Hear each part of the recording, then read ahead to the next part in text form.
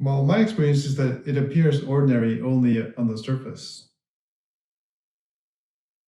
I can't disagree that at some level it is very ordinary.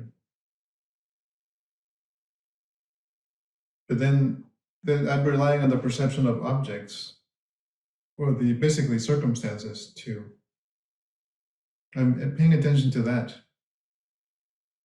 But I could pay attention to myself, who is the container for the awareness of all these things, and then it's very different. Hmm. It is not really ordinary at all. You see, ordinariness, of course, it is popular somewhat to say, yes, everybody wants to wake up and then they realize they're just ordinary. But that is probably either some kind of a teaching aid or a, I would say, an error. Whoever is saying this either is doing it for the purpose of some purpose that is, to teach something, or they don't have the experience of really fully surrendering to their being.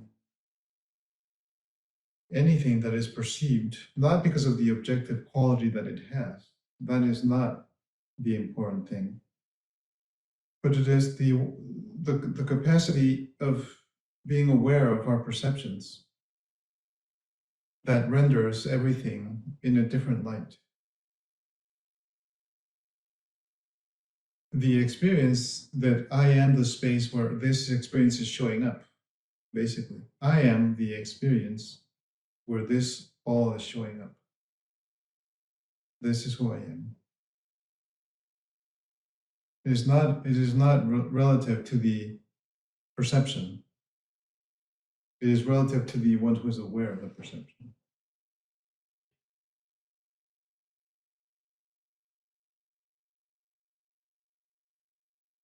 So if I find myself, like of course I have, feeling oh, everything is so ordinary, this, that, blah, blah.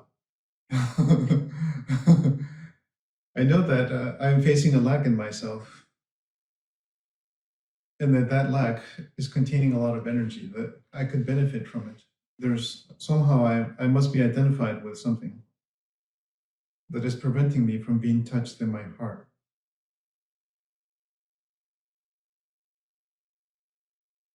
That is my experience.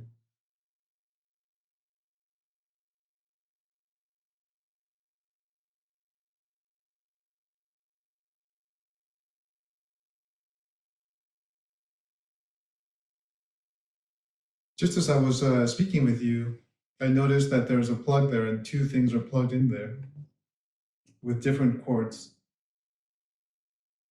And to just actually receive the fact or the apparent fact that these objects are connected to the wall in this way, it is touching. Why is it touching? It is because it is inevitable, it is complete, it is final. That is it.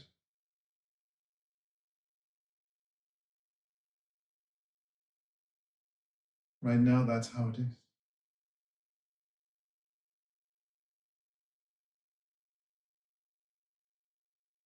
What is complete and final and,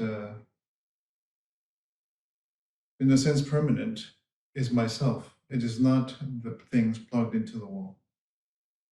But they somehow, in perceiving the things, whatever, or like this lamp in front that is having a particular tilt, like the Tower of Pisa, like it's almost perhaps going to fall down at some point.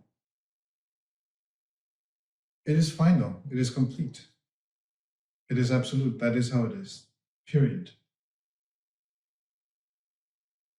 There's a kind of a joy in that, you know.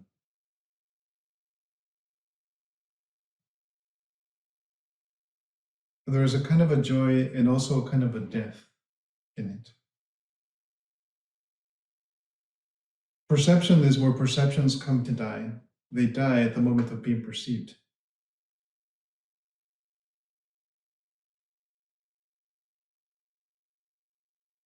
But I, who is aware of them, do not die.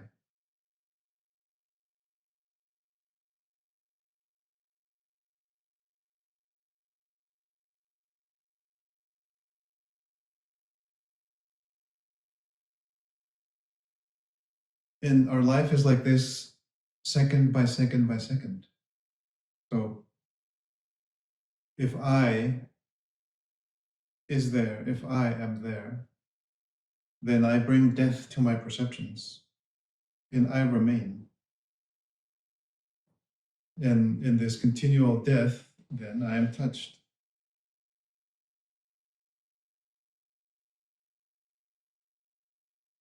I cannot be touched by these perceptions. I am touched by myself.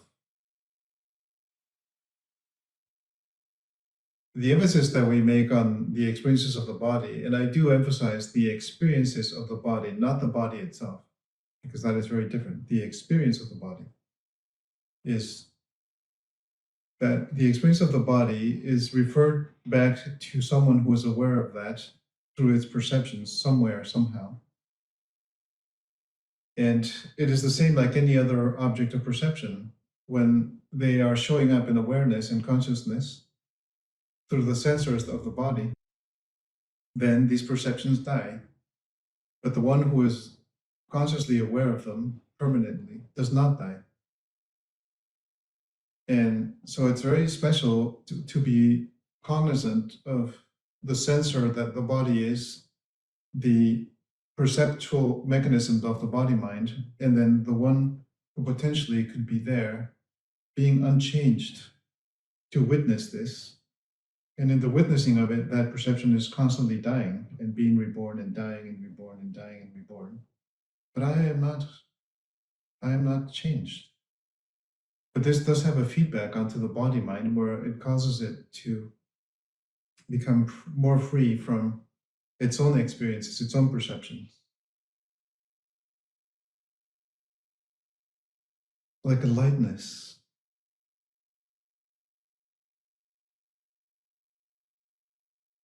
A smoothness and an evenness that is far beyond ordinary.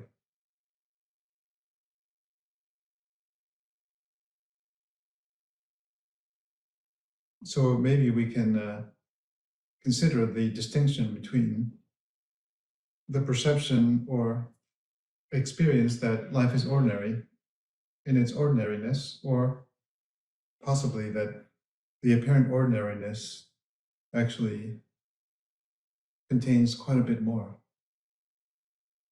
If somehow perhaps I am engaged with it in a particular way.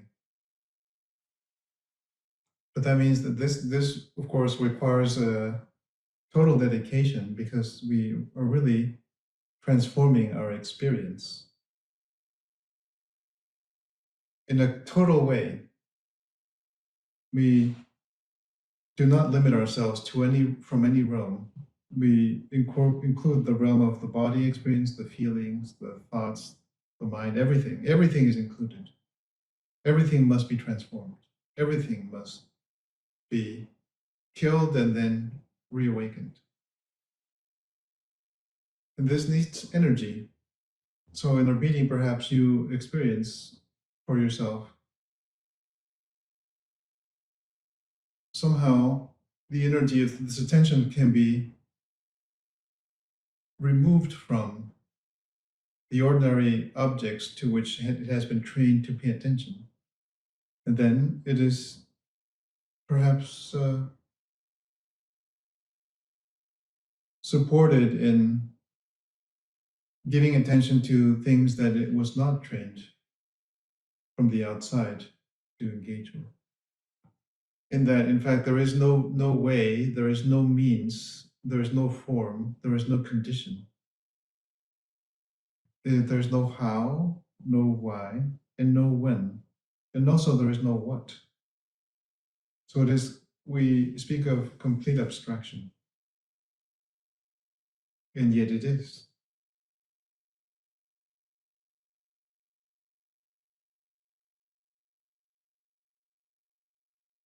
So where will this energy come to attend to that which is completely unknown? The moment that is known, it is killed. It is made into a perception. The realm of these perceptions is the realm of poetry, So we have all heard of or read poetry where the poet is very much interested in through their craft exploring their perception in that way, and it is usually about some kind of yearning. There's some yearning, a deep yearning to fuse with this inevitable, complete, final absoluteness that is right there in the perception of what is being written about. And yet they never really. It's only the yearning really. They don't never really get to the satisfaction of it. Because if you did, then it would be very ordinary. Yeah, whatever, he discovered it. Or she reveled in it, and then it was over. Then it's just another experience, like it has a beginning, a middle, and an end. And then who cares? But the yearning itself is permanent. And so then there needs to be another object of yearning, another poem, another approach to this. Oftentimes, these poets and these poems are really about death, actually. They may not use the word death, but it is implicit.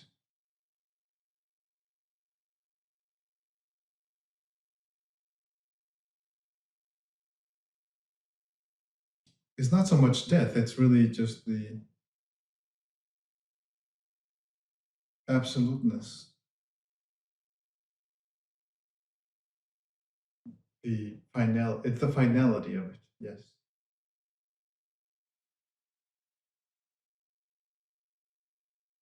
And if I find myself in the absence of myself, then I can admit it to myself, tell the truth, be sincere. What better place than this to make that known to yourself, to myself? So there can be a great impact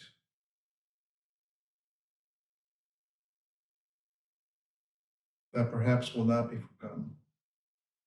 Will I risk being known and then to be defrauded by myself? Oh, I was a figment, I was a fragment. I had consented to that.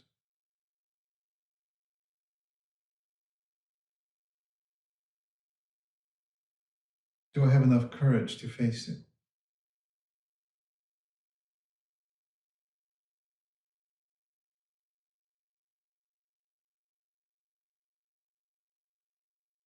To not know.